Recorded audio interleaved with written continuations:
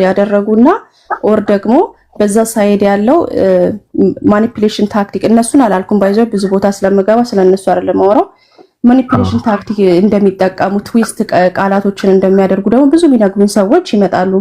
ስለዚህ ችግር የለም ሁለቱንም ሐሳብ እቀበላለሁ።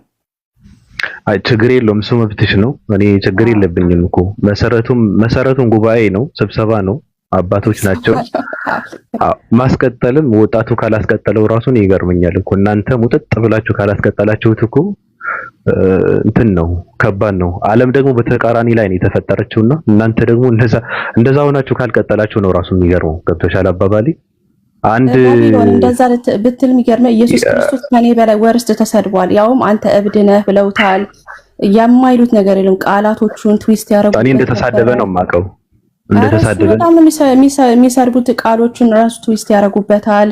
ያላለውን አልኪሉታል፣ ወሬ ያጣመሙበታል። እና ለኔ እንደውም እኔ ሞር ይገባኛል። ገባ እሱ በጣም ጥበበኛ ሆኖ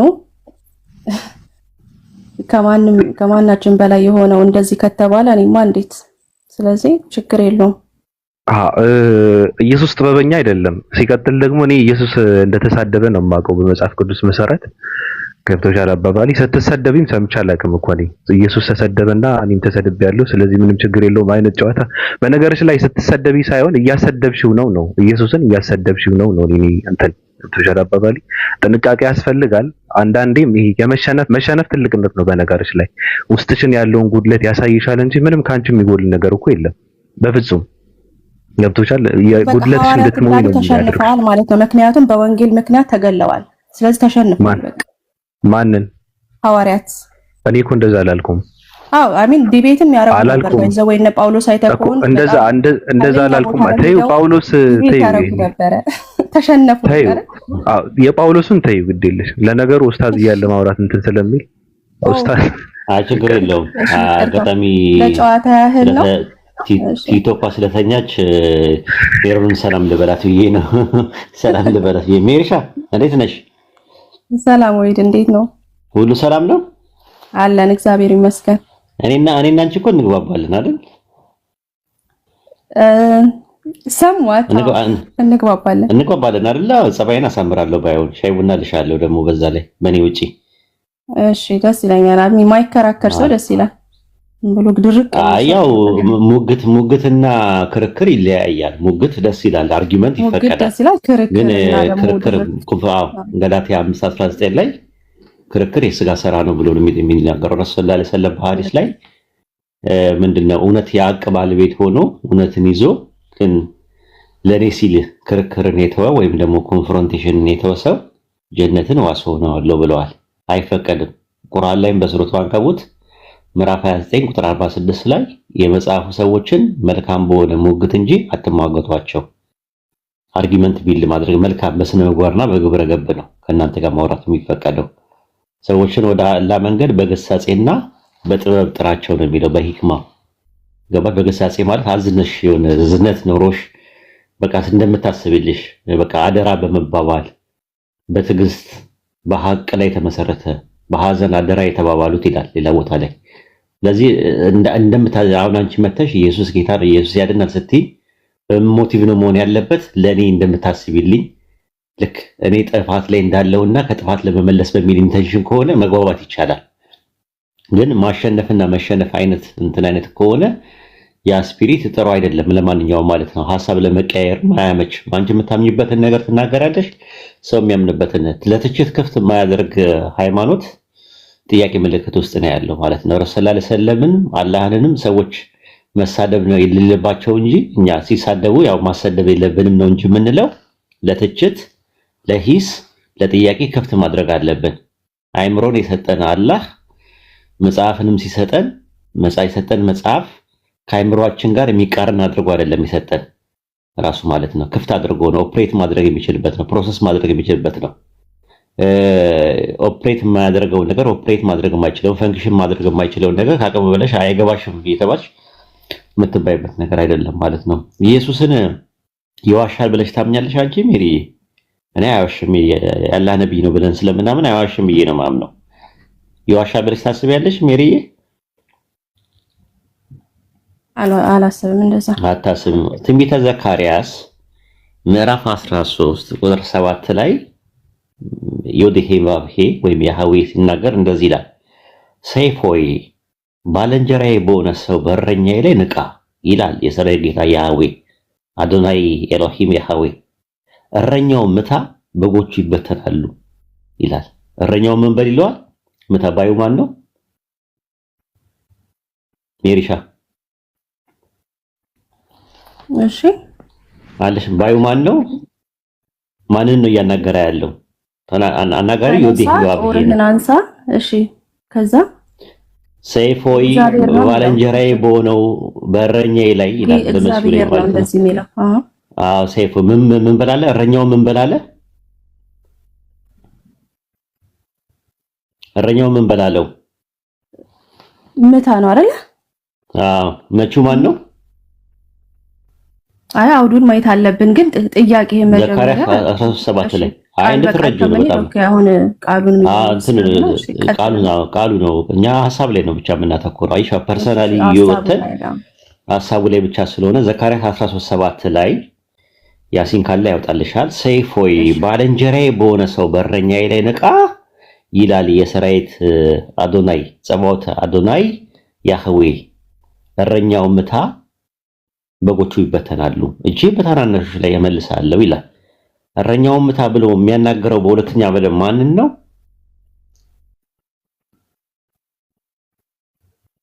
እሺ ተረጓሚው ማለት ነው። እንዴት ነው?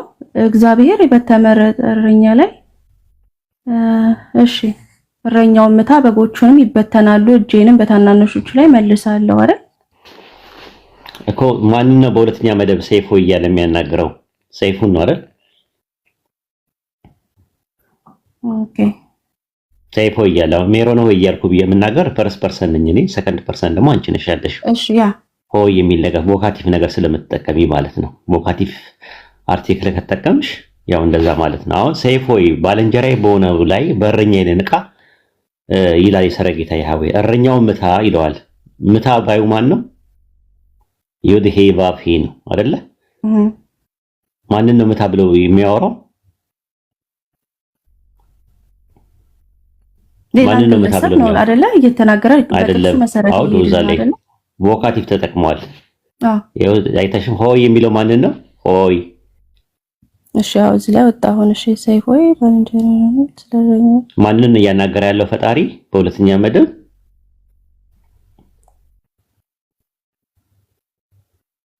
እኔ አልገባኝም። ማለት ስፔሲፊክሊ ማንን እየተናገረ ያለው የሚለው ነገር አልገባኝም። እሺ አስረዳኝ። ሜሮን ሆይ ምግብ ጠጪ፣ እረፍት አድርጊ፣ ውሃ በደንብ ጠጪ፣ እንቅልፍ 8 ሰዓት ተኝ ብዬ የምናገር ማንን ነው? ሆይ ብዬ እያወራ ያለሁት ማንን ነው? ሰከንድ ፐርሰን ላይ ያለችዋ። ፈርስት ፐርሰን እኔ ነኝ የመጀመሪያ መደብ ላይ፣ ሁለተኛ መደብ ላይ ያለችዋ ደግሞ ሜሮን ናት። ግልጽ አይደለም? አዎ። ስለዚህ አንቺ ሰይፍ ተነሺ የሚለው እግዚአብሔር አንቺ ሰይፎን ተነሺ ነው እያለ ያለው አይደል? ተነሺ ሳይሆን ሰይፍ ሆይ ባልንጀራዬ በሆነው በእረኛዬ ላይ ንቃ።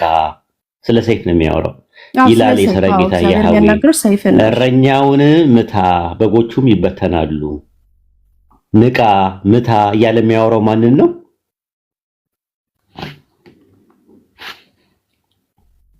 አንቺ ሰይፍ የሚላት ማለት ነው። አንቺ ምን አልተባለም፣ አንተ ነው የተባለው። አይዞሽ። እሺ ማስኩላይን ነው ፌሚናይን ጀንደር አይደለም፣ ተባታይ ጾታ ነው እንጂ እሺ አነስታይ ጾታ አይደለም የሚጠቀመው። አንቺ ወደም ተከታታይ አይዞሽ። ምን ነው አነስታይ? ያው አንቺ ጋር ያለው መጽሐፍ እንደዛ ነው የሚለው። ማሽ በቃ በብራይስቱ አነስታይ ጾታ አይደለም የሚጠቀመው፣ ተባታይ ጾታ ነው የሚጠቀመው። ይሄንን ያሲን ያወጣልሽን ተከታታይ። እሺ ሰይፍ ሆይ ባልንጀራዬ በሆነው በእረኛዬ ላይ ንቃ፣ ወይም በአንቺ መጽሐፍ ንቂ ይላል የሰራዊት ጌታ እግዚአብሔር። እረኛውን ምቺ በጎቹን ይበተናሉ። በአንቺ መጽሐፍ ይሁን። አሁን ምቺ ወይም ደግሞ ምታ ወይም ንቃ ደግሞ ወይም ንቂ እያለ በሁለተኛ መደብ ዮዴሄ ባብሄ እያናገረ ያለው ማንን ነው? እኔ እንጃ። እኔ በሰፊ አይቼው ስለማላቅ እሱ ሰይፉን ነው እንደዚህ ለመመለስ ሰይፉን ነው እኮ እዚህ አውዱ ላይ እኮ አለ። ይሄው አውዱ ላይ ሰይፍ ይላል እኮ ሰይፍ ሆይ ይላል። ሰይፍ ሜሮን ሆይ ካልኩኝ ማንን ነው እያናገርኩ ያለው ሲባል ሜሮን ነው። ቅድም ስል እኮ ሰይፍ ሆይ የተባለው ነው አልኩኝ። እግዚአብሔር ያንን እያናገረ ነው። እሺ በቃ እንደዛ ከሆነ የኔ ነው እስከራች አድርጌ ነው ማለት ነው። እኔ ካለ ችግር ያለው ማለት ነው። ኢየሱስ ነው ኦብቪስሊ ታውቃለህ። ዘካርያስ ያው ትንቢት እንደሆነ እናውቃለንና ትክክል። አሁን ወደ ዋናው ልመጣ ነው። ማቴዎስ ወንጌል ምዕራፍ 26 ቁጥር 31 ላይ ኢየሱስ ይህንን ጥቅስ ይጠቅስና የሚናገረው አንድ ቁም ነገር አለ። እሺ እሱን ያውጣልን ራሱ ማቴዎስ ወንጌል ምዕራፍ 26 ቁጥር 31 ላይ ልብ አድርገሽ ተከታታይ።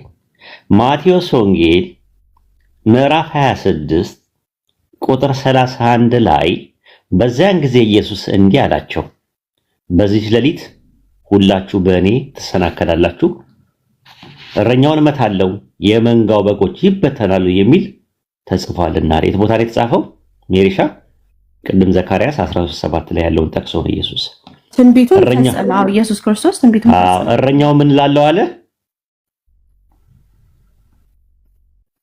እረኛው ምን ላለው አለ? እመታለሁ አይደል? እሺ መታ ይላል። ባዩ ማን ነው?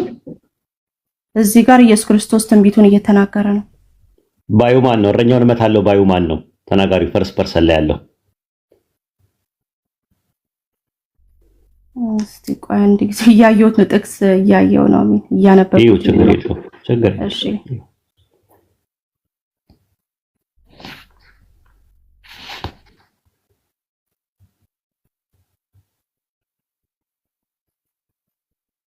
እረኛው ማን ነው? እሺ ቀለል ኢየሱስ ነው። እረኛው ኢየሱስ ነው እኮ እሱን ኮንክሉድ አደረገ።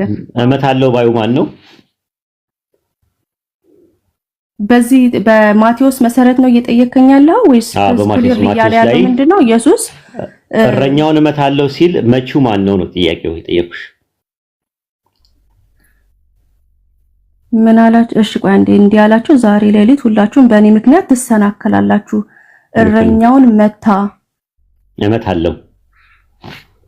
እንደዛ ነው የሚለው። እስቲ እንዴ እረኛውን እመታለሁ የመንጋው በጎች ይበተናሉ የሚል ተጽፏልና አለ። ሁለት ጥያቄዎች ነው እዚህ ጋር በጠይቅሽ፣ ከገባሽ ነው ካልገባሽ ተሰዋለሁ። የመጀመሪያ ጥያቄ ምንድነው? ስላለ እንግዲህ እሱ ነው እመታለሁ ያለው አይደለ?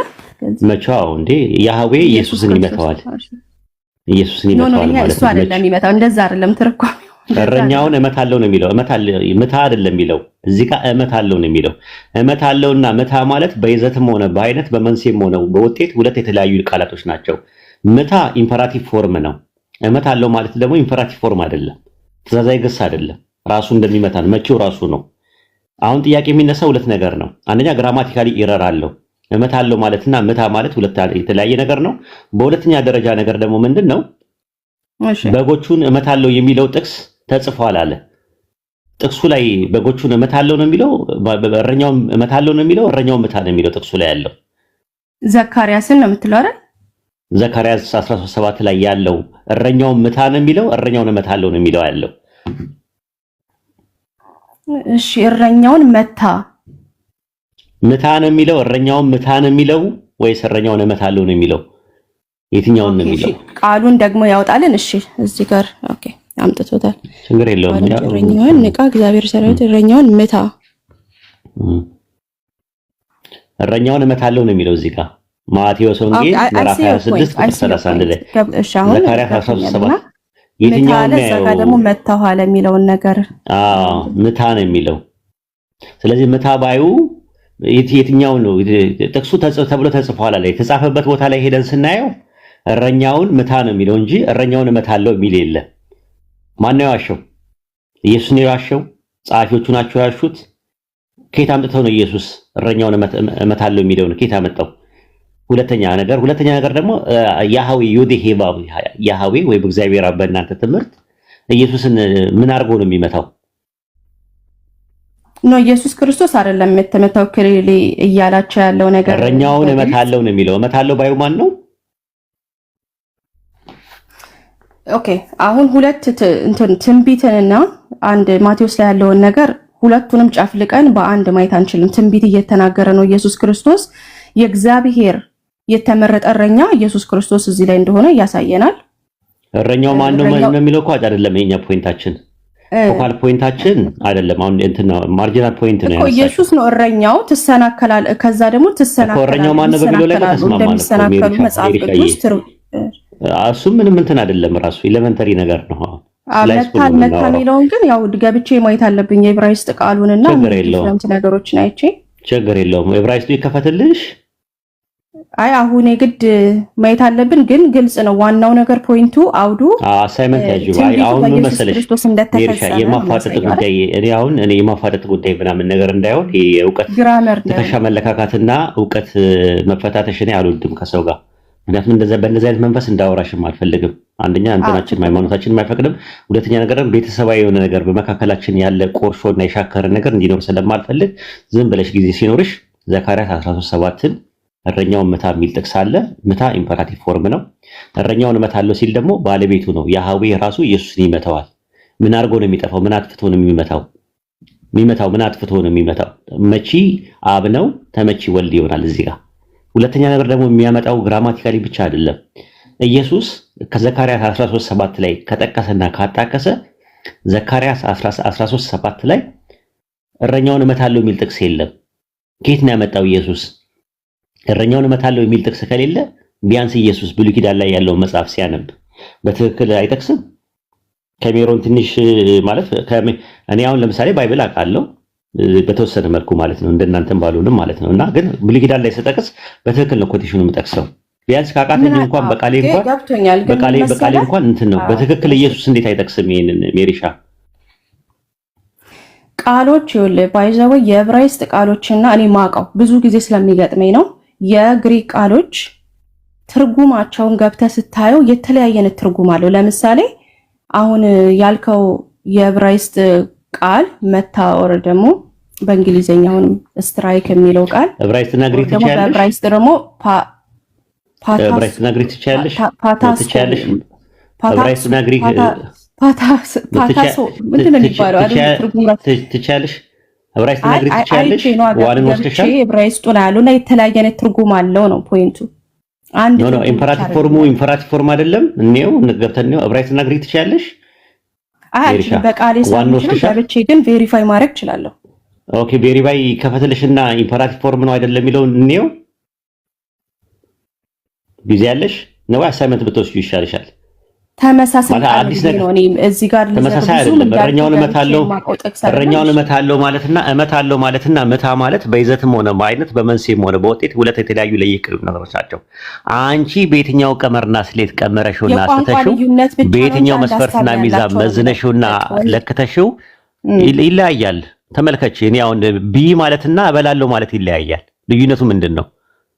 ቢ ማለትና እበላለሁ ማለት ምንድነው ልዩነቱ? ለኔ እበላለሁ ስለ ራሴ ነኝ በዩ ቢ ማለት ግን አንቺን እየነገርኩሽ ነው። ፓስት ቴንስ እና ፕሬዘንት ቴንስ ስታረገውማ አንተን ይላል። ግን ፓስት እና ፕሬዘንት አይደለም እኮ ይሄ። እሺ ጉዳዩ ሁለቱም እንትን ነው። ሁለቱም ፕሬዘንት ቴንስ ነው። ብላና እበላለሁ ማለት ይለያያል። እሺ አንድ ነገር ትርጉሙ አንድ ከሆነስ? እሺ ቆይ ትርጉሙ አሁን አንድ ነገር ከሆነስ ፎር ኤግዛምፕል የሀሳብ ፍሰት የሀሳብ ልዩነት አለው ማለት ሁለት የተለያየ አረፍተ ነገር ያደርገዋል። ሜሮን ቢ ማለትና ሜሮን እበላለሁ ማለት ይለያያል። እበላለሁ ስል በይው ራሴ ነኝ የምሆነው። ቢ ብዬ ስናገር ደግሞ በሁለተኛ መደብ አንቺን እያናገርኩሽ ነው። ዲያሎግ እያደረግኩኝ ነው ያለሁት ከአንቺ ጋር።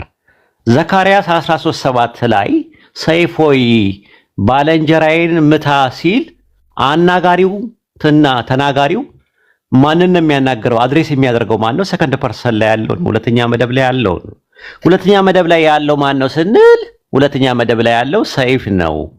ሰይፍን ምታ ብሎ አዞታል ነው ዘካርያስ 13:7 ላይ ያለው ጥቅስ የሚናገረው። ነገር ግን የማቴዎስ ወንጌል ምዕራፍ 26 ቁጥር 31 ላይ ግን ስትመለከችው እረኛውን እመታለሁ ነው የሚለው። መቺው ራሱ ዮዴሄ ቫፔ ነው።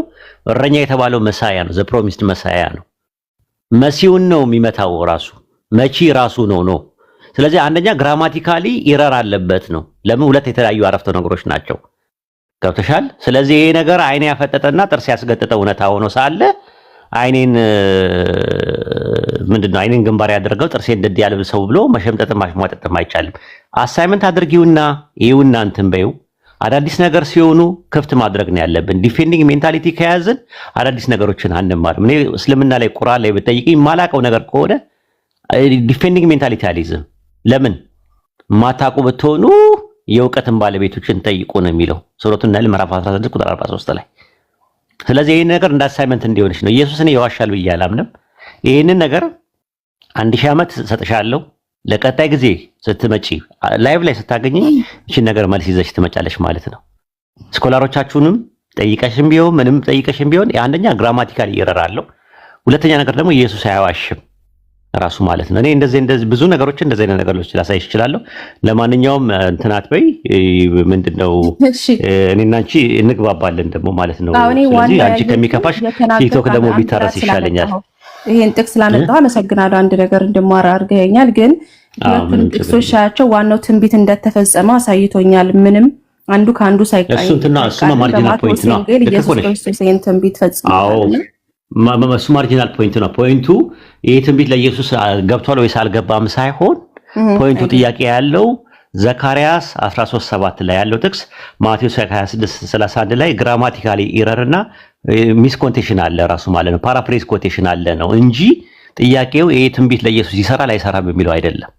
ስለዚህ ጥያቄው ይሄ ትንቢት ለኢየሱስ ይሰራል ሳይሆን ማቴዎስ ወንጌል ምዕራፍ 26 ከቁጥር 31 ላይ ያለው ጥቅስ ከዘካርያስ 13:7 ላይ ኮት ሲደረግ ፓራፍሬዝ ኮቴሽን ስለሆነ ኢንዳይሬክት ኮቴሽን ስላልሆነ ኮት የተደረገው ነገር ሚስኮት ተደርጓል ነው።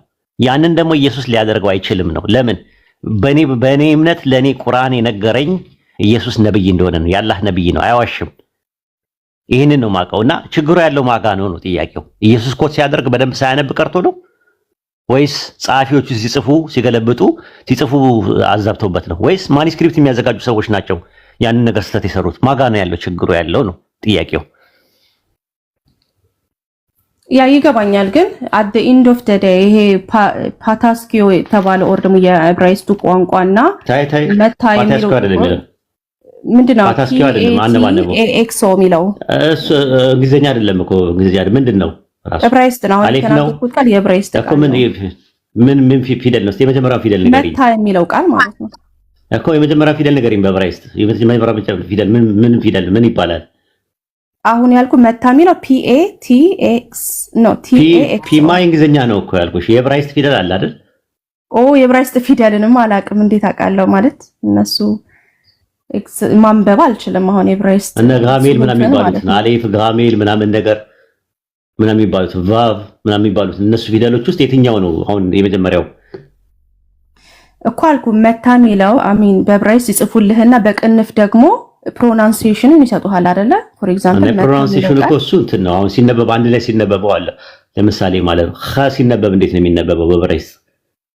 እንግሊዝኛ ላይ ስታደርጉ ትራንስሌተር እዛ እንኳን አልደረስኩም። ሄድ አይ ይቀረሱት አንነካካው። በአማርኛ ማንም ሞካከርም እንደ አይነት ነገር አይደለም ማለት ነው። ኧረ ይቅር እኛም ተማሪ በአቅማችን ይሻለናል። ሜሪ የኔና አንቺ በአቅማችን እዚህ በአማርኛችን ይሻለናል እንጂ ወደዛ ከገባን ተያይዘን ነው የምናልቀው ሁላችንም ማለት ነው። ስለዚህ ከዛ አንፃር በጣም ነው የሚጠቅመው ዕብራይስጥንና ግሪክን ማወቅ። ምክንያቱም አንዳንድ ለሚነሱ ጥያቄዎቻችን በጣም ትልቅ እርዳታን እያደረገልን ስለሆነ ደስ ይለኛል። ገብቼ ሪፈር ማድረግ ደስ ይለኛል። ከዛ እሺ አንድ ጥያቄ አለኝ። እዚሁ ከጠየቀኝ አይቀር ቀላል ጥያቄ ነች። አዎ ቀላል ጥያቄ ጠይቅኝ እንጂ እንዳታፋጥጭኝ ህዝብ ፊት አይደለም እንደዛ አይደለም። እሺ ቀላል አድርጊ እያሰብኩ ነበርና ስለ ውዱ ጥያቄ አለኝ።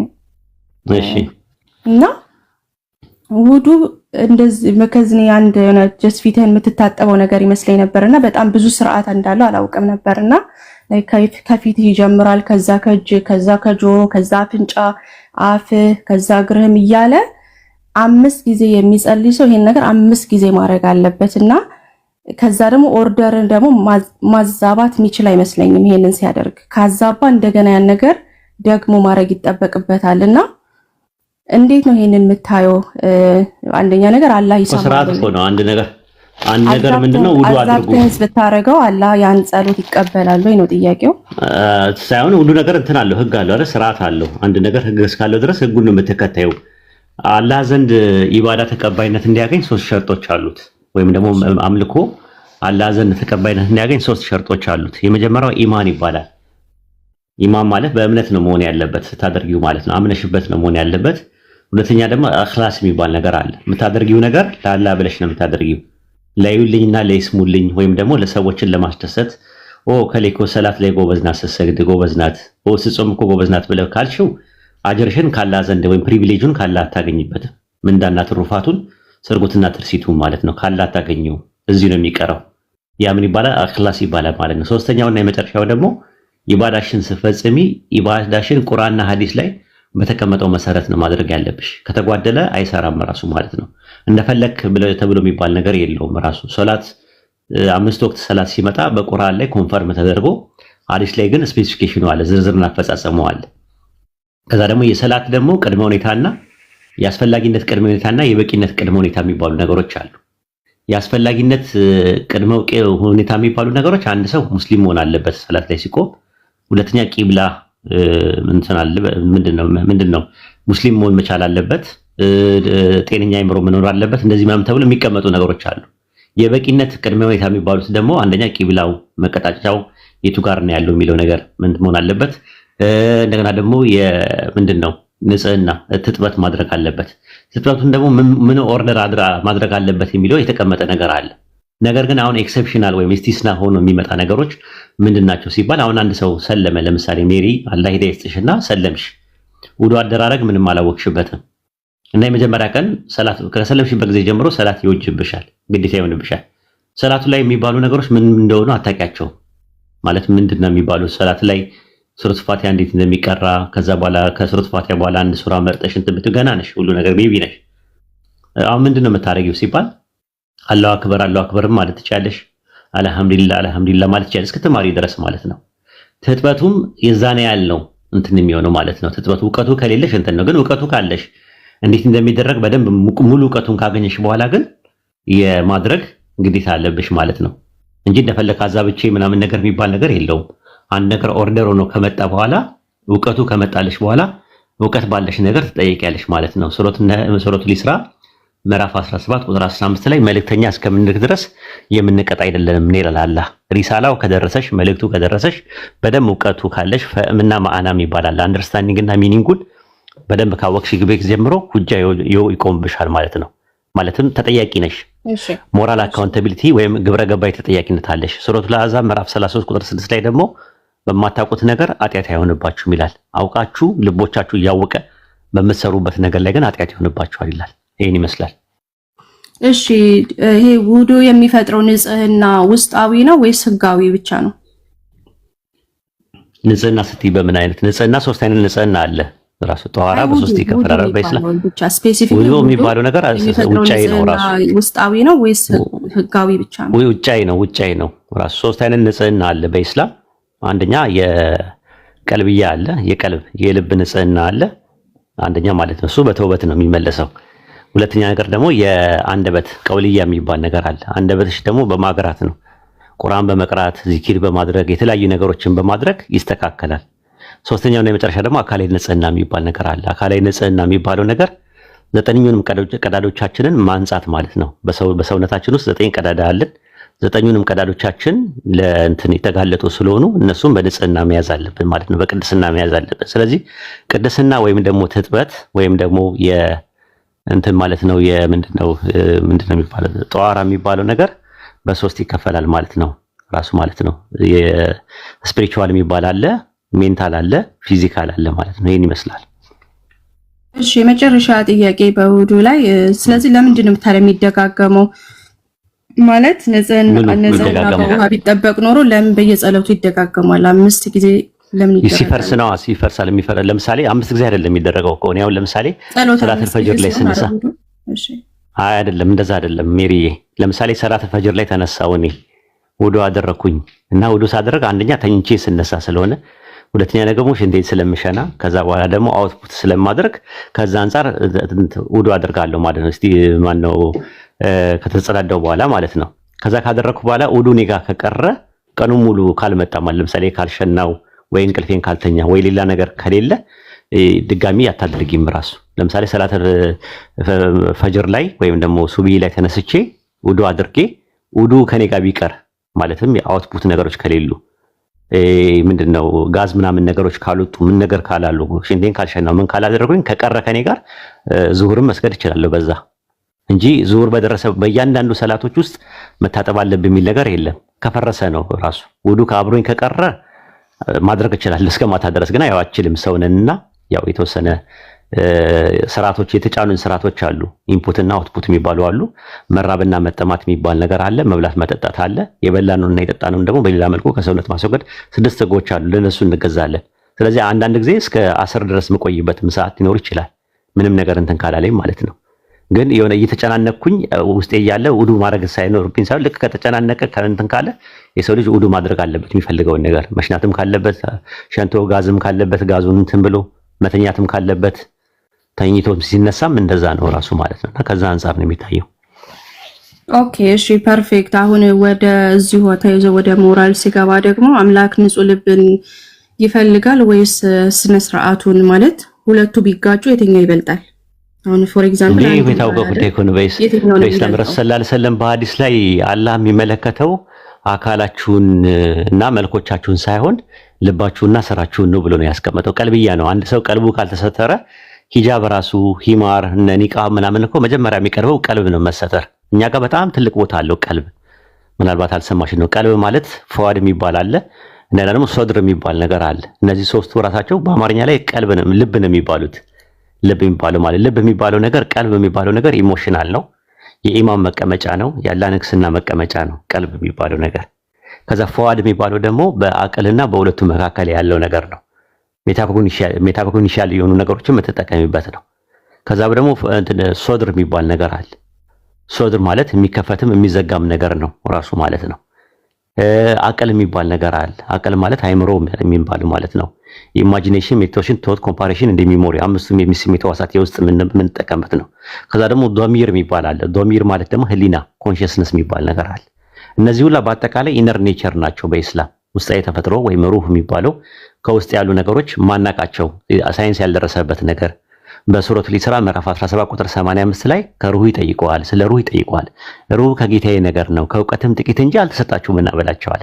እውቀታችን በሱ ላይ የተሰጠ ነገር አናሳ ነው ራሱ ይሄ ኑማቶሎጂካል የሆኑ ኔቸራችን ማለት ነው። ፊዚዮሎጂካል ኔቸራችን ግን አናቶሚካል የሆኑ ነገሮችን በጥናትም እንደምናደርገው በሱረቱል ፉሲላት ምዕራፍ 41 ቁጥር 51 ላይ እንደዛ ነው የሚለው።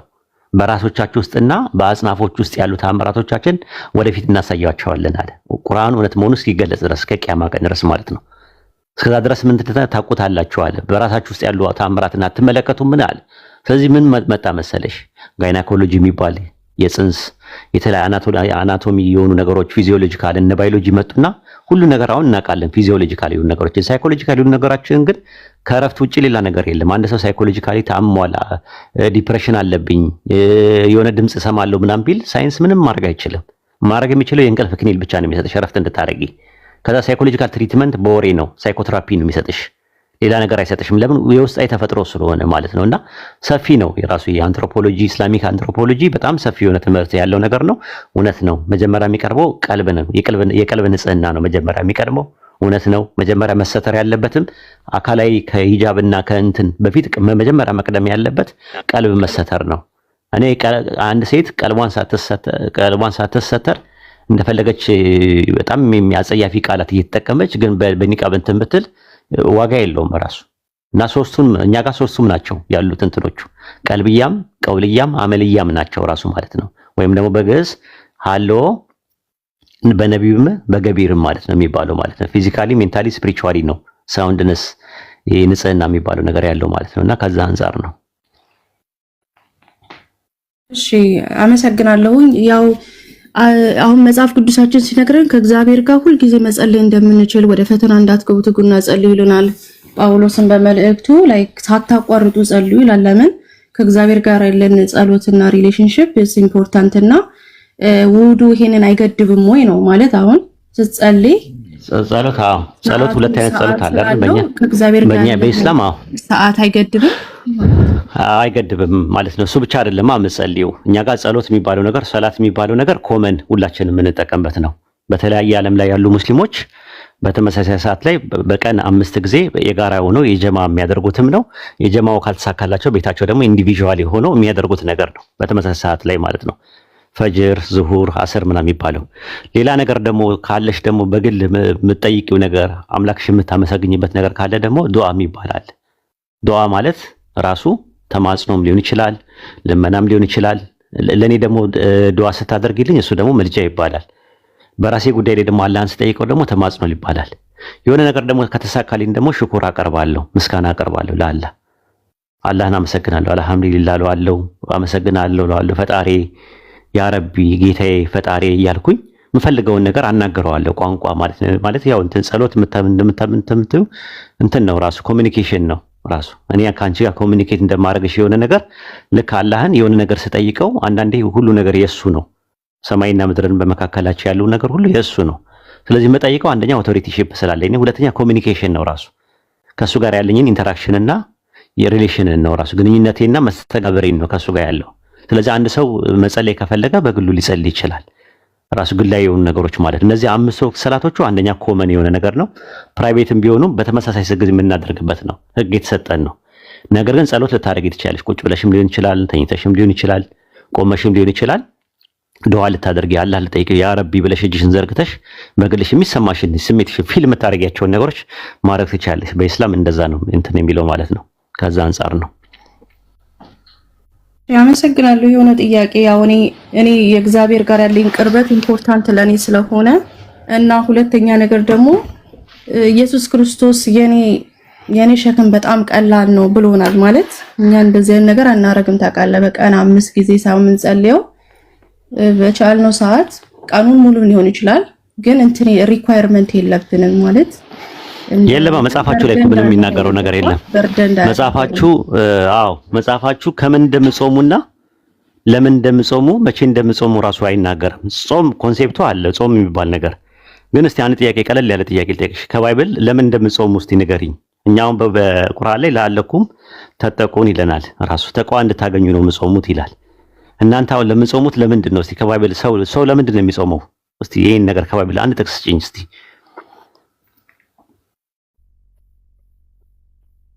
አንድ ጥቅስ ነው የፈለኩት።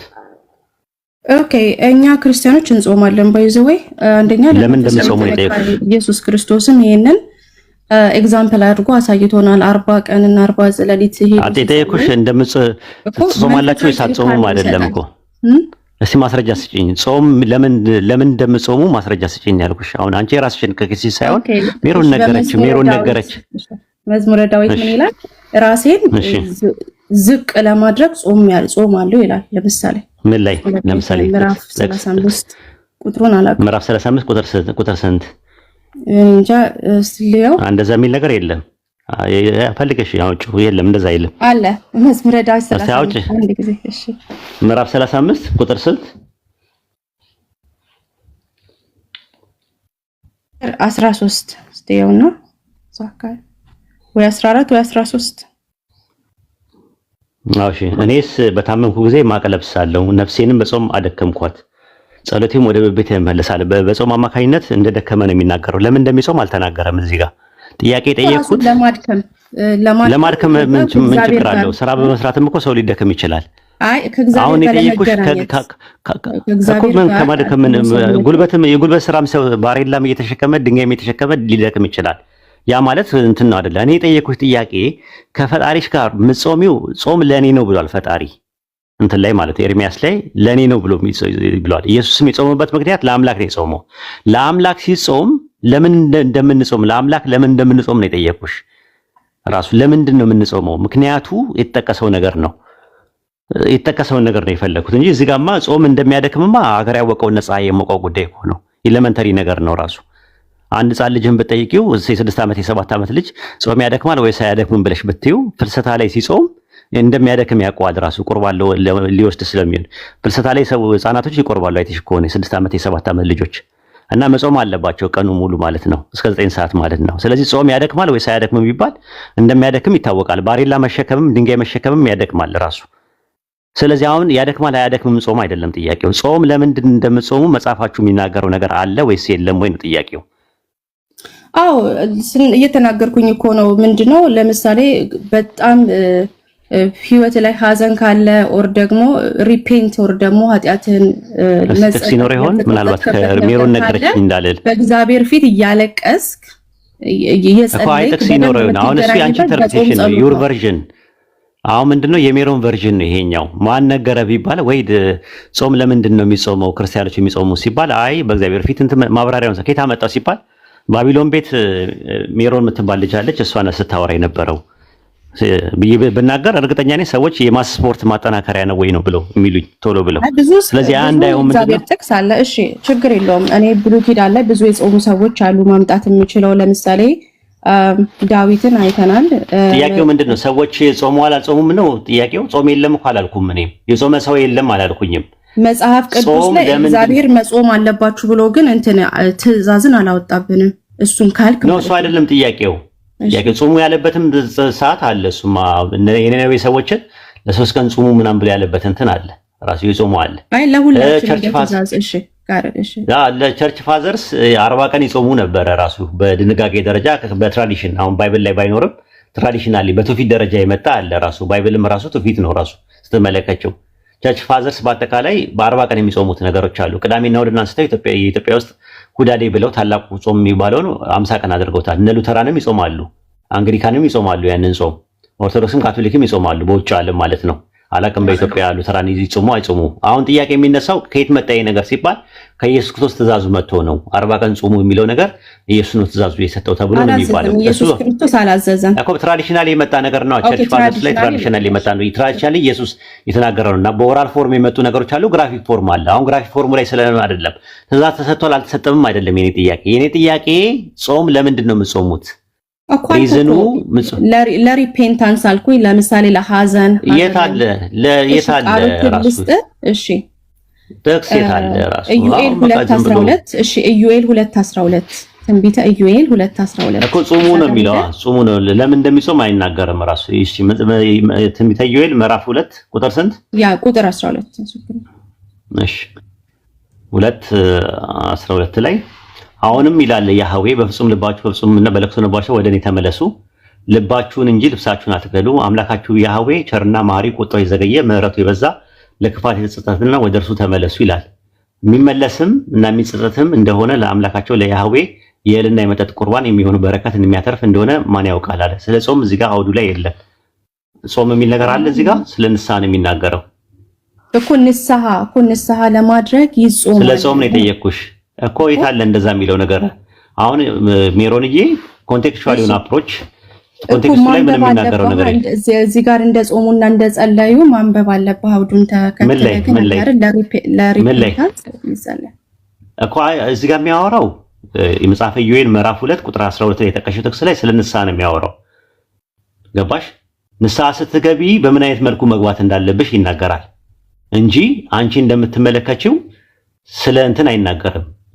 ማለት ጾም የሚጾምበትን ምክንያት አይናገርም። እኔ ጠየቅኩሽ ለምን እንደሚጾም ምክንያቱን ነበር የጠየቅኩሽ። ችግር የለውም ከዚህ በላይ እንትን ማለት ነው። ዝም ብሎ በቃ ከእግዚአብሔር ጋር ለመቅረብ ለጸሎት እሱ ያንቺ ዩር ኢንተርፕሪቴሽን ዩር ቨርዥን ባይብል ላይ ነው የጠየቅኩሽ ያለሁት። ሜሮን ከኪሷ አውጥታ እንድትሰጠኝ አይደለም የፈለኩት። እሱን እሺ አንድ ሰጠሁሽ። አንድ ጥቅስ ሜቢ ላስት ብዬ የምሰጥህ አንድ ጥቅስ አለ ልስጥህና እሱ ካልሆነ ለምን እንደምንጸልይ ካላስረዳ እንግዲህ አምናሹር ቢካዝ ችግር የለው። ምን ጥቅስ ላይ ያልሆነ ነገር ስለሆነ መርቂልኝ አንድ። እሺ ለመርቅ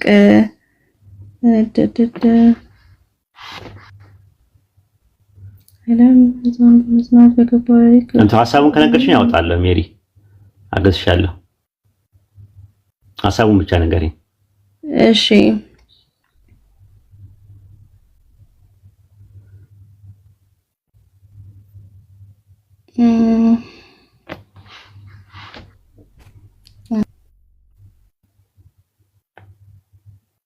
እሺ እስከምታውቂ ድረስ ኢብራሂምን አንዴ ላውራው። ጥሉ ችግር የለውም። እሺ ኢብራሂም አሰላሙ አለይኩም። ወአለይኩም ሰላም ወራህመቱላሂ ወበረካቱ። ኡስታዝ አንተ በሚቀጥለው ምን ታወጣልኛለህ? ብሉ በአፈር እስከምትበሉ ጠጡ ወደ እኔ እስክትመጡ የሚለውን ጥቅስ ታወጣልኛለህ። እሺ አንተ ቀጣይ ማለት ነው። እሺ ሜሪ ቀጥይ።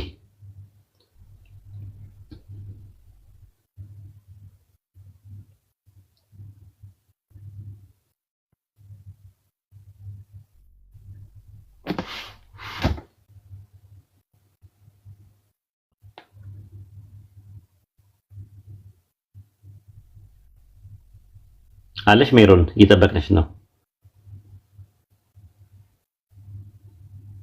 እንትኑን የጠፋኝ ኢብራሂም መጽሐፈ ጨባሪቆስ ምዕራፍ 4 ላይ እንደሆነ አስታውሳለሁ። ቁጥሩን አስታውሰኝ እሺ።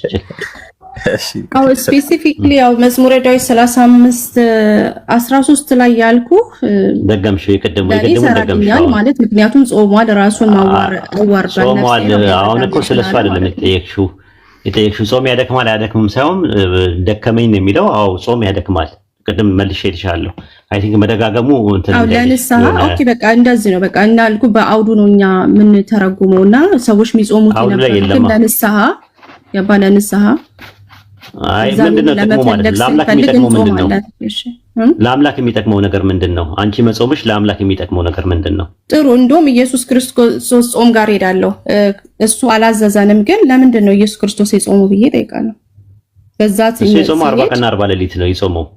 አዎ ለምን እንደጾመ 40 ቀን 40 ሌሊት ሲጸልይ ምን ሆኖ መጣ ይላል። ሲወጣ ከጸሎት ሲወጣ ኃይልን ተቀብሎ ኃይልን ተሞልቶ ነው። ጸሎት ምን ውጤት ያመጣል እኮ አይደለም ጥያቄው እኮ ሜሮ ለምንድን ነው የምንጾመው ነው ይሰጣል አይደል? ምን ይሰጣል አይደለም። አሁን ለምንድን ነው የምንጾመው ነው ጥያቄው ያለው። ለምን እንደምንጾም በግልጽ የተቀመጠ ነገር አለው። የኔ ያልኩሽ አይ ቲንክ ከዚህ በላይ ምን ማለት ነው? ከዚህ ያጠነክራል። ሳይኮሎጂ ሳይንቲፊክሊ እኮ ስናይ የሚጸልይ ሰው የሚጾም ሰው እኮ ጠንካራ ለአምላክ ምን ይጠቅመዋል? ጾም ለአምላክ ምንድነው የሚጠቅመው ነው የጠየቅኩሽ የነበረው አንደኛ ነገር። ሁለተኛ ነገር ደግሞ ለአምላክ የማይጠቀም ከሆነ ሰዎች ለምን እንደሚጾሙ ምክንያታቸው መጽሐፍ ቅዱስ ላይ በግልጽና በማያሻማ መልኩ የተቀመጠበት ጥቅስ ካለ ሲል ነበር ያልኩት። ፎር ኤግዛምፕል የሰው ልጅ በመጠጥና በእንጀራ ብቻ አይኖርም ይላል። ማለት ከመብል በላይ ነው። ሰው ልጅ ሆዱን የሚሞላ ከሆነ ሁልጊዜ ፈጣሪውን የመፈለጉ ኦር ደግሞ ድሎት ላይ ብቻ ከሆነ ሰው በእንጀራ ብቻ አይኖርም ከእግዚአብሔር አፍ የሚወጣ እናውቃለን። ሰው ግን የሚወጣው ስለ ጾም አይደለም የሚያወራው እኮ እሱ። ታዲያ እኮ ማቴዎስ ወንጌል 4:4 ላይ ያለው ከዘዳግም ላይ ጠቅሶ ኢየሱስ ሰው በእንጀራ ብቻ አይኖርም አለ። ምክንያቱም በእንጀራ ብቻ የሚኖረው አካላችን ነው። መንፈሳችን ደግሞ የሚኖረው ከእግዚአብሔር አፍ በሚወጣ በእግዚአብሔር ቃል ይላል። የእግዚአብሔር ቃል ሆሴ ላይ ሰው ረሃብ በምድር ላይ ረሃብን የምሰድበት ዘመን ይመጣል። ሰው እንጀራን ከመራብና ውሃን ከመጠማት አይደለም፣ የአምላክን ቃል ከመራብና ከመጠማት ነው ይላል። ስለዚህ የአምላክ ቃል ራሱ እንደ ምግብ ሆኖ ማቴዎስ 6:9 ላይ የዕለት እንጀራችንን ስጠን ዛሬ ሲል እንጀራ የተባለው ዮሐንስ ወንጌል 6:51 ላይ ከሰማይ የወረደ እንጀራ የተባለው የህይወት እንጀራ የተባለው ትምህርቱ ነው፣ ቃሉ ነው። ስለዚህ ምን የምናገረው ቃል ህይወትን መንፈስም ነው፣ ስጋ ምንም አይጠቅምም ብሏል። ገባሽ? የሚያወራው ነገር ማለት ነው። ስለዚህ ስለ ስፒሪቹዋል ፉድ ነው የሚያወራው። ስፒሪቹዋል ፉድ ያስፈልጋል። እኔ የጠየኩሽ ጥያቄ ጾም ለምን እንደምትጾሙ ምክንያታችሁ ለምን እንደምትጾሙ ይሄ ምክንያቱ ምን ነበር ጥያቄ ጠየቁት። ምክንያታችሁ እኔ ከተረዳሁት ምክንያታችን መጽሐፍ ቅዱስ ላይ ያሉ ሰዎች አምላክን ለመፈለግ ለንስሐ ለጸሎትና ለመመሪያ ሲጾሙ ስላየን ገባ። ነገር ግን ጾምን ለምን ተጠቅመውበት አይደለም ይሄ አልቀረበብንም። እንደዚህ ስላየን እኛም እንጾማለን አይደለም። ጾም ስፔሲፊካሊ ትእዛዝ ሆኖ ተሰጥቷል አልተሰጠም፣ ወይም ደግሞ የጾሙ ሰዎች አሉ ወይም የሉም ሳይሆን ጥያቄው ጾም ለምን እንደሚጾም ምክንያቱ መጽሐፋችሁ ላይ የተገለጸ ነገር አለ ወይስ የለም ነበር። አይ ቲንክ ከዚህ በላይ ማለት ችግር የለም ገብቶኛል የምትለው ግን ማደናቆር ይሆናል ማለት ነው። ወርድ ባይ ወርድ ባይኖር ይችላል ወሂድ። አይ ከዚህ በላይ እንትን ካልኩሽ ማደናቆር ነው። እኔ ደግሞ አንቺን ማደናቆር የለብኝም። ራስ ኖርማል ወርድ ባይ ወርድ እንደዛ በትእዛዝ መልክ መጾም አለባችሁ እናንተ እንትኖች ብሎ አምሹር የሆነ እስራኤላውያኖች የታዘዙበት ቦታ ነበረ ስፔሲፊክ ታይም ላይ ማለት ነው። ግን ኦንጎዊንግ ሆኖ በትእዛዝ መልክ መጾም አለባችሁ ተብሎ ግን በትእዛዝ መልክ የቀረበን ያላነበረ መጽሐፈ ጨባሪቆስ ምዕራፍ 4 ቁጥር ስንት ላይ ነው ያልከው ኢብራሂም? ታገኛችሁ ዘፍጥረት 3:19 ነው። ያው መጽሐፈ ጨባሪቆስ ምዕራፍ 4 ላይ ያለው ብሉ ወደኔ በአፈር እስከምትበሉ ጠጡ ወደኔ እስክትመጡ የተባለው ጥቅሱን ነው የፈለኩት። መጽሐፈ ጨባሪቆስ ምዕራፍ 4 ቁጥር ስንት ላይ ነበር? ያው ቁጥር 19 ነውና ወደ መጣህባት መሬት እስክትመለስ ድረስ በፊትህ ወዝ እንጀራን ትበላለህ ይላል። አፈርና ወደ አፈርም ትመለሳለህ። ኦኬ ጥሩ ሜሮን፣ ጥሩ ጊዜ ነበር ያሳለፍነው። ሉጣ አሁን ሊመች ቦታ አይደለም ያለሁት። ጥሩ ጊዜ ነው ያሳለፍነው። አመሰግናለሁ ስለ ጊዜን ስለተሰጠ። አይ ምንም ችግር የለውም። አይ እንትኑን የሰጠውሽን ማቴዎስ ወንጌል ላይ ያሉትን አሳይመንቶች ያያቸው። ኖርማሊ አንደኛ ግራማቲካል ኤረር አለው። ሁለተኛ ነገር ደግሞ የኮቴሽን ፓራፍሬዝ ኮቴሽን እና ሜታፍሬዝ ኮቴሽን የሚባሉ ነገሮች አሉ። ታውቂያቸዋለሽ? በእንትን ላይ በኮቴሽን ላይ ያው ቴክስቹዋል ክሪቲሲዝም የሚያጠኑ ሰዎች እንዳሉ ታውቃለህ። አሚን ትልቅ ኖሌጅ እኮ የሚፈልገው ነገር ነው። አንደኛ ነገር መጽሐፍቱ ኮፒ እየተደረጉ ነው የተተላለፉት አይደል እንዴ? ብዙ ማኑስክሪፕቶች አሉ። ቴክስቹዋል ቬሪየንቶች ሊፈጠሩ ይችላሉ። ግን እኛ የምንለው ነገር ምንድነው? የእግዚአብሔር ሜሴጅ የእግዚአብሔር መልእክት አንድ ቦታም ከዘፍጥረት እስከ ራእይ ሳይጋጭ ለኛ ፐርፌክት ሆኖ ደርሶናል ብለን እናምናለን። ስለዚህ እንደሚጋጭማ ዘካርያስ 17 እና ማቴዎስ 31 ላይ ያው 31 ላይ እንደሚጋጭ አሳይሻለሁ ማለት ከኢብራሂም ጋር ተቀጥላላችሁ። ባይብል ሐሳቡ ይጋጫል አይጋጭም ማለት ነው። ማኑስክሪፕቶቹ የሜሪዬ ማኑስክሪፕቶቹ የአዲስ ኪዳን ማኑስክሪፕቶች ለምሳሌ 5700 ማኑስክሪፕቶች አሉ። ከዛ ውስጥ አበይት የሚባሉት እነማን ናቸው? እሱን እኮ ነው ትልቅ ሰፊ ነው ያልኩት። ለዛ ነው አሚን ትናንት እነማን ናቸው ዋና አበይት ነው ያልኩት? አበይት የሚባሉ ማኑስክሪፕትን ሳወራ ነበርና በጣም ነው። አይ ማን ናቸው አበይት? እነማን ናቸው ነው ያልኩሽ እኮ። አሁን ምንም ባባጭሩ በጥቅሉ ትርጉሙ ራሱ አበይት ማለት ሜጀር የሚባሉ ዋና ዋና የሚባሉ ማኑስክሪፕቶች እነማን ናቸው? እንደዛ እንኳን አላውቅም። እንደዚህ ሜጀር ሳይናቲከስ ሳይናቲከስ ምናምን የሚሏቸው ሳይናቲከስ፣ ቫቲካነስ፣ አሌክሳንድሪየስ፣ ኤፍሬማይ ምናምን የሚባሉ አሉ አይደለ? እሺ ሳይናቲከስ የሚባለው የት ነው የተገኘው? ብዙ እንዳልኩት አምናገነ ላይ ጠልቄ ይሰናሪክስ እንትናንትናል ነገርሻው አይጋጭም ስላልሽ ነው። ችግር የለውም ግን ወደፊት ስታጠኚ ታውቂዋለሽ። ሳይናቲከስ ማለት ሲና በረሃ ላይ የተገኘ ነው። ቫቲካነስ የሚባለው ቫቲካን ውስጥ የተገኘ ነው። ኮዴክስ ቤዛይን የሚባለው ደግሞ አይ ቲንክ ደች ውስጥ መሰለኝ የእንትና ተማሪ የካልቪን ተማሪ ነበረው እሱ ነው። ደች የሚባል ማን ነው ምንድነው ቤዛ የሚባለው በሱ ስም ነው የሆነው ራሱ ማለት ነው። ኮዴክስ አሌክሳንድሪየስ የሚባለው ደግሞ ግብጽ ውስጥ ነው የተገኘው። እነዚህ ማኑስክሪፕቶቹ በአንድ ወቅት 4ኛው 5ኛው ክፍለ ዘመን ላይ የተጻፉ ናቸው። ግን ከየት እንደመጡ ሶርስ የላቸው። ብሮክን ቼን ናቸው። የተሰበረ ሰንሰለት ነው። ለምሳሌ ሐዲስ ብትመለከቺ በአራት ይከፈላል አይደለ? የመጀመሪያው ሰሂህ የሚባል አለ፣ ሐሰን የሚባል አለ፣ እንደገና ደግሞ ምንድነው ዶይፍ የሚባል አለ፣ መውዱ የሚባል ነገር አለ። ሰንሰለቱ ይጠናል ራሱ። አሁን ሐዲስኛ ስንቀበል ቼን አለን ራሱ። ብሮክን ቼን አይደለም ያለን፣ ያልተሰበረ ሰንሰለት ነው። ሙተዋቲር የሚባል አለ፣ አሃድ አንድ ሰው ብቻ የዘገበው በአንድ ሰው ብቻ መስመር የመጣ አለ። እንደገና ደግሞ ከ20 በላይ በሆኑ ሰዎች ደግሞ የመጡ ነገሮች አሉ፣ ሙተዋቲር ይባላል። ልክ እንደዛ ባይብል የለውም ራሱ። አዲስ ኪዳን ከየት እንደመጡ አይታወቁም እነዚህ ማኑስክሪፕቶቹ ሶርሱ ማለት ነው። እንደዚህ አሁን ቼን ከሐዋርያት አሉ፣ ከሐዋርያት ቀጥሎ ከከሌ ምናምን ተብሎ የመጣ ነገር የለውም ማኑስክሪፕቶቹ። ከማኑስክሪፕቶቹ ውጪ በአጠቃላይ ያለው እንደውም የተሻለ ነገር አለው፣ በቃል የሚነገረው ነገር ነው። ኦራል ቸርች ውስጥ የነበረ ኦራል ፎርም ላይ የመጣ የነበረው ትራዲሽን ነው፣ ትውፊት የሚባለው ነገር ማለት ነው። ከዛ ይልቅ ከማኑስክሪፕቶቹ ይልቅ ማለት ነውና እነሱ ራሳቸው እርስ በርስ ራሱ ግጭት አላቸው ማለት ነው። አንደኛው ከአንደኛው ጋር በደንብ አድርገው ነው የሚላተመው። የሐሳብም ልዩነት አለው፣ የቁጥርም ልዩነት አለው፣ የስምም የቃላትም ልዩነት አለው ማለት ነውና አይጋጭም ብለሽ 4 ነጥብ ላይ ስደመድሚ ያው አደጋ አለ። አይጋጭም። አዎ ለምን መሰለ ቴክስቹዋል ቬሪዬሽን እንደውም ስተዲ ተደርጎ አይ ቲንክ የሆነ ፕሮፌሰር አይችልም 20 ዓመት ቋርጧል ፕሮፌሰር ምን እንዳለ ታውቃለህ? ክርስቲያን ራሱ ፕሮፌሰር ነው። ቴክስቹዋል ቬሪዬሽን doesn't change the gospel ብሎ ያውም ክርስቲያን ያልሆነ ፕሮፌሰር does not change the core message of God ስለተለፈውን ብሎ ስለደረደናል እንትና ፕሮፌሰር ባርቴርማንና ዶክተር ዳንኤል ዋላስ ዲስከስ ያደረጉበትና የተሻለ ሁለቱም የአዲስ ኪዳን ስኮላር ናቸው። አንደኛው ሊበራል ነው፣ አንደኛው ደግሞ ኮንሰርቫቲቭ ነው። ኮንሰርቫቲቭ የኛው ነው ዳንኤል ዋላስ ነው፣ ያኛው ደግሞ ሊበራል ስኮላር ነው። በጋራ የሚያስማማን ነገር ምንድነው? ቤተክርስቲያን ባይብልን በርዘዋለች ብሏል። የስክራይበሩ ተበርዟል ብሎ ነው የሚያምነው። ተበርዟል የሚለው መጨመር፣ መቀነስ፣ መሰረዝ፣ መደለዝ፣ ማረብ፣ ማስተካከል ነገር ገብቶበታል ብሎ ነው የሚያምኑት ሁለቱም የጋራ ነገር። ቪዲዮን ልክልሻለሁ ከፈለግሽ መፈልጊ ከሆነ ማለት ነው። በዚህ ደረጃ ነው የሚያምኑት እነሱ ማለት እናንተ ነው እዚህ የሚጫወቱበት። የኛ መጽሐፍ ቅዱስ ነው እንደውም ቬሪ ኦነስት የሆነ መጽሐፍ ቅዱስ። ለምን ብዙ ማኑስክሪፕቶችን እንኳን ኮምፔር ማድረግ ትችላለህ። ይሄኛው ከዚህ ወጥቶ ነው ይሄኛው የተፈጠረው ማኑስክሪፕቱ ከመጣ ነው ጥያቄው እኮ አሁን ለምሳሌ ሳይናቲከስ ከየት መጣ? እስቲ ቼኑን ንገሪኝ እስቲ። መስመሩ ከየት ነው? ከ4ኛው ክፍለ ዘመን ላይ ሲጻፍ ከየት ነው የመጣው መስመሩ? አይኔ አሁን ስፔሲፊክ ሜሴጅ ንቀታቸው ነው የሚገርመኝ። ይንቋችኋል። በቃ የሚንቋችሁ የሚንቋችሁ ነገር ነው የሚገርመኝ። ስኮላሮቻችሁ አያውቁም ብለው አያነቡም ብለው ስለሚያስቡ ይንቋችኋል። እነሱ እያወቁ አይነግሯችሁም ብዙ ነገር።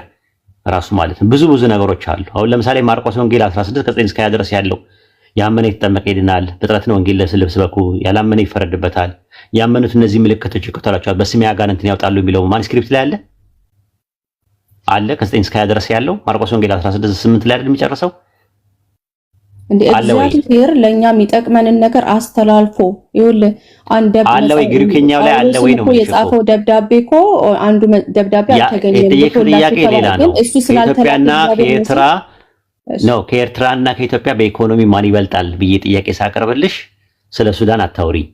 ራሱ ስለ ሱዳን ነው እያወራሽኛል። እኔ ጠየኩሽ ጥያቄ ማርቆስ ወንጌል ምዕራፍ 16 ቁጥር 8 ላይ ነው የሚጨርሰው። ከ9 እስከ 20 ድረስ ያለው ማኑስክሪፕት ላይ የለም። ለምንድን ነው ከ9 እስከ 20 ድረስ ያለው? አሁን ሁሉም ሰው ክርስቲያኖች ሁሉም የሚጠመቀው ያመነ የተጠመቀ ይድናል፣ ያመኑት እነዚህ ምልክቶች ይከተላሉ፣ በስሜ አጋንንትን ያወጣሉ፣ በአዲስ ቋንቋ ይናገራሉ፣ ወንጌልን ለፍጥረት ስበኩ የሚለውን ስብከታችሁን የምታጧጥፉት ሲያጧጥፉት ጸጥ ብለው ከላይ ያሉት እንደሌላ ያውቃሉ። ኢቭን አሁን ቲክቶክ ላይ ራሱ አንዳንድ ውርውር የሚሉ ሰዎች መተው መርዶን እንንገራችሁ ማለት ጀምረዋል። ለምን? ማርቆስ ወንጌል የሚያበቃው ምዕራፍ 16 ቁጥር 8 ላይ ነው። ከ9 እስከ 20 ድረስ ያለው 12ቱ ክፍል ጭማሪ ነው ብለዋል። ዮሐንስ ወንጌል ምዕራፍ 8 ላይ ያለው ከ1 እስከ 11 ያለው ጭማሪ ነው። አንድ ኃጢአተኛ ሴት መጣች። ከዛ ሊወግሯት ሲመጡ ከእናንተ ኃጢአት የሌለባት ይውገራት አለ። ኢየሱስ ያንን ነገር አላለም። አያቆም አይደለም ዮሐንስ ወንጌል ዮሐንስ አያቆም። ዮሐንስ ያልተናገረው ነገር ተዋሽቶበታል። ኢየሱስ ተዋሽቶበታል። ለምንድን ነው የሚደብቋችሁ? ለምንድን ነው የማይነግሯችሁ? ይሄንን ነገር ለምንድን ነው የማይነግሯችሁ? ለምንድን ነው አሽቀንጥረው የማያወጡት? ምንድነው ሰው አያነብም ብለው ነው? አያመራመርም ብለው ነው? ይሄ ውስጥ ያወጣላቸው ኮዴክስ ሳይናቲከስ ነው ያስከው ኡስታዝ ሳይናቲከስ ነው ሳይናቲከስ ነው ኮዴክስ ሳይናቲከስ አውጣላት ማርቆስ 16 ለምንድን ነው በዚህ ደረጃ የሚንቋችሁ? ይታይሻል። ቁጥር 8 ላይ ነው የሚያበቃው። ማርቆስ ወንጌል 16 8 ላይ ነው። ከ9 እስከ 20 ድረስ የሚባል ነገር የለውም። ዮሐንስ ወንጌል ላይ ገባላት ምዕራፍ 11 ከ1 እስከ 11 ድረስ ምዕራፍ 8 ቁጥር ከ11 ጀምሮ የለም። ከ1 እስከ 11 የለም። ይታይሻል። የለም ራሳቸው ጨምረው እኔ የዓለም ብርሃን ነኝ ከሚለው ነው የሚጀምረው። ኢየሱስ ክርስቲያኖች ደብቀዋል። ይሄንን ተደብቋል። ያሁን ላይክ ፎር ኤግዛምፕል ተደብቆ አይደለም ተጨምሮ ነው ኮምልሽ እኮ የተጨመረ ነገር ነው። ፉትኖት የሚባል ነገር አለ አይደለ?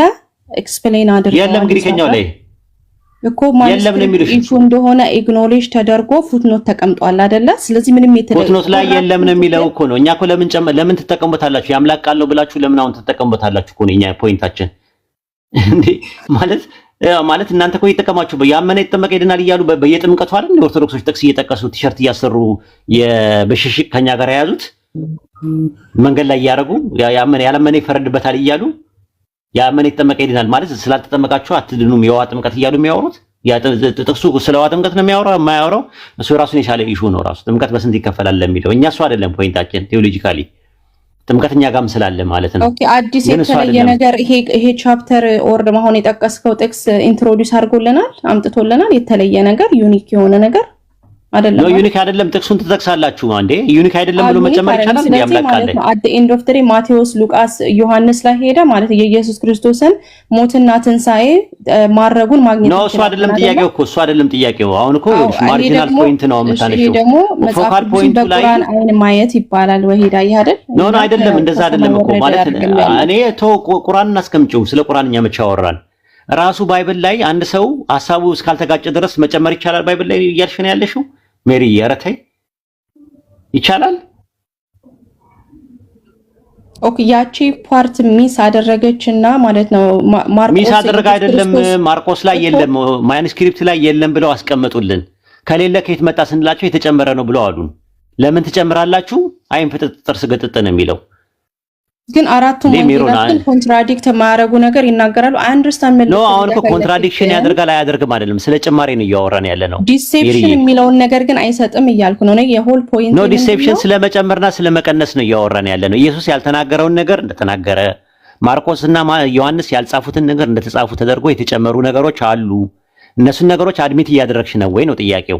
አዎ ካልሽን ችግር የለውም። ግን አያውቁም አያነቡም ብለው ስኮላሮቻችሁ እንዲህ የሚጫወቱባችሁ ለምን እንደሆነ ነው ግራ የሚገባኝ ራሱ ማለት ነው። አዎ ምክንያቱም የክርስቲያኖች ማኑስክሪፕቶች ታውዘንድስ ናቸው፣ አንድ ኮፒ አይደሉም። ለዛም እንዲህ አይነት ነገር